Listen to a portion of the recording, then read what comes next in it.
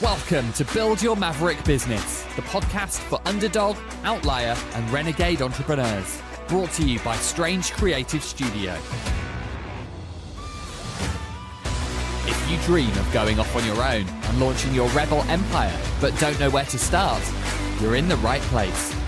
We'll teach you how to use mindset, branding, and practical advice to build a killer business and transform your world. And now, here's your host, founder of Strange, Alex Pitt. Alright, you lot, welcome back. Hope you've had a lovely week since I spoke to you last. Now, if you've listened to this podcast for any length of time, you'll have heard me talk about my very erratic brain and how it likes to kind of dart all over the place. I call it my pinball machine brain or ping pong machine. I can't seem to decide on which one it is, but Joe calls it my grasshopper brain because the way he experiences it is that I'll be chatting away about something, glaze over for like a millisecond, and then start talking about something completely different. And he's like, my love, how the fuck have we gotten here? I don't know what you're talking about.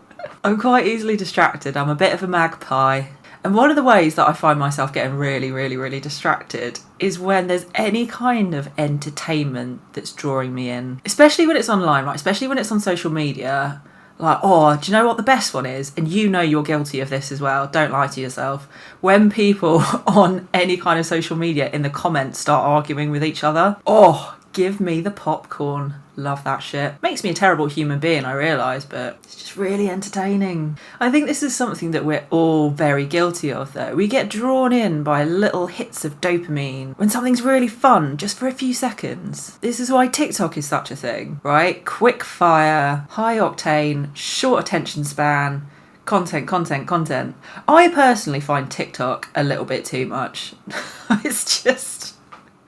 even for my brain, that is just too much stimulation. I can't deal with it. But this is why doom scrolling is such a thing. Like, you're not actually looking for anything in particular. You're just allowing the many gatekeepers of the internet to just throw shit at you. And you can decide whether or not you're going to sit and watch that cat sound like it's talking like a person. Whether or not you're going to watch the before and after of someone putting on some weird lash extension thing. Oh, I do get caught in by those as well. Now, there are two brands that I want to talk about today, and it's a complete coincidence, this, but they're both really fun to say. That's not why I'm talking about them. No, I think that they've both, either recently or as part of their brand offering, do things that are really quite entertaining. All right, they're not just showing up on the socials and saying, here are all the things that we sell, please buy them. They have in one way or another entertained me recently. So the first one, and I might have mentioned them before because I feel like they should be cutting me a check for how much I big this brand up. Go Puff. Have you heard of Go Puff? They are one of those local grocery delivery services. You know, when you want to order like a tenner's worth of stuff and you can't be asked to leave the house. I would say, like, on the odd occasion when you're feeling like a duvet day and you don't want to get dressed up and go to Tesco. For me, this is most days. Like, all of our recycling gets taken out in Go Puff bags because I order from them so often. But you know why I order from them so often? Because let's be honest, there are a lot of these grocery delivery companies. The reason I order from them is because they've gotten into my fucking mind with their app, which in many parts is gamified. So you can get puff points. Told you it was fun to say puff points. It's just so wholesome. You can get puff points for doing various things, right? So you can start these challenges where one example is if you open up the app for 7 days in a row, you get a certain amount of puff points. If you do 3 orders within so many days, you get some puff points. They have a wheel that you can just spin once a day and you get puff points. And you can use puff points to buy stuff. I bought a whole bottle of gin once just with the puff points because I'm so hooked on this app. Now, they may or may not be more expensive than the other apps. It could be that there are other services just like this which would actually provide better customer service or, you know, better product selections. But I always think to open up that app because I know that there will be just that little hit of dopamine, like, oh yeah, that's entertaining. I'm just going to do that for a few seconds. And then the app is open and I'm in and I'm fucking buying stuff, aren't I? Because it's 2 for 1 on radishes or whatever it is that I decide that I'm going to buy that day. Lazy cow. Now, the second brand who did this really well the other day is Higgity Pies. Higgity. Oh, what fun. Higgity Pies. I was scrolling through social media as I do, and I often like to see the pictures of their pies. They have a feta, spinach and pine nut pie that I'm really into, being the West London wanker that I am. But no, the one that drew me in was that they put together a load of anagrams of the flavours of their pies. And the first person, or I think first few people, that could solve the riddle would get a Higgity voucher. Now, I didn't really give a shit about the Higgity voucher so much. It was a £5. That is literally one pie. One single serve pie, might I add. But I was like, oh, game. And so I commented immediately, as did so many other people. And guys, I won the fucking voucher. I won my £5 voucher and they posted it to me and everything, and I felt so special. Like I'd won a Blue Peter badge or something for being a pie nerd. But it was a game, it was entertaining. I was like, oh yeah, this is a little bit of fun. This is a little bit of me. Now, coming back to the whole social media thing, like if you're honest with yourself, if we're all honest with ourselves, none of us necessarily think, ooh, I'm going to mindlessly scroll through social media today because I would like a bit of education. And the only reason I say that is that I find that a lot of founders, when they're trying to put out content on social media, really focus on educating their audience. And yes, that's great. And yes, it's good to add value and make sure that people see you as an expert. But I don't think it's necessarily the best tactic when it comes to creating a very engaged audience. Because the reality is, when we're doom scrolling, it's because we're bored. When you're scrolling through LinkedIn at work, it's not necessarily because you're looking for some real top tips. It's because you're in between tasks and you're a bit like, this will make it look like I'm working. This will kid myself into thinking that I'm putting hours in. People tend to engage a lot more with content when they enjoy what they're being shown. Most people use their phones on the toilet.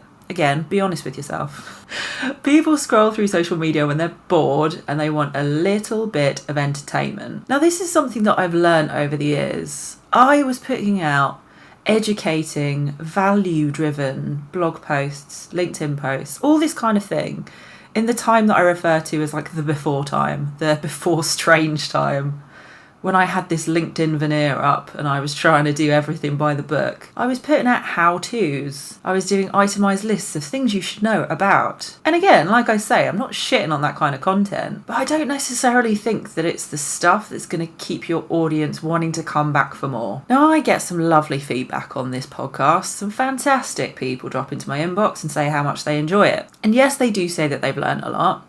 But what I tend to find is that because this whole podcast is aimed at people who are just starting out their business or who are still at those early stages where they're not really flying, when it's not all going as well as they want it to and they need a bit of advice, that's who I'm aiming this at. But what I've noticed is it in the 74 episodes that I've done now, those aren't the only people who are listening to it. That's what hooks the audience. But then they stay to listen to me talk shit about Zelda and drinking pints and swearing a lot and generally being a bit silly. I have had the direct feedback that people came for the advice and stayed just because they find this podcast entertaining. Now, I know a lot of you will be listening to this and thinking, yeah, but I'm not an entertainer. I don't think of myself as a joker. I don't think of myself as someone who will turn up online and be funny. And that's not necessarily what I'm saying. If you think back to your school days, everyone always had that one teacher who could make learning fun. I know that sounds cheesy as fuck. But some teachers just were better at it. They would come up with games, they would come up with challenges, they would get you on your feet and moving around and role-playing and holding up signs and coming up with stupid songs, like anything to get you actually engaged and wanting to be part of the process of education, of learning. So if you want to be more entertaining, if you want to engage your audience more in this way, how can you be more like that one teacher? Can you come up with a 3-day challenge? Can you run a competition that actually involves people coming up with a creative entry? Can you make a game out of what you're doing? Anything that you can put together that people will stop doom scrolling and think, oh, that's fun. It's going to keep them engaged. It's going to build that raving fan base for you, loves. All right, you lot, I haven't done my daily spin on Go Puff today, so that's on the cards.